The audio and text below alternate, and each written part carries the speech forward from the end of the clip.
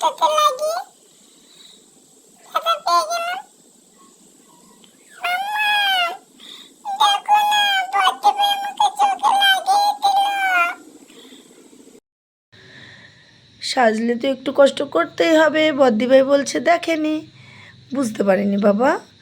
এই তো সব ঠিক হয়ে যাবে, চোখে লেগেছে, ঠিক হয়ে যাবে সোনা। তুমি সাজো, একটু সেজে নাও, বদ্দিভাই দেখেনি। হ্যাঁ, তুমি ভালো করে সেজে নাও। দেখো, বদ্দি ভাই আমাকে গালের মধ্যে চুচুড়ি দিচ্ছে। দেখো না দেখো আমার গালে চুচুড়ি লাগছে।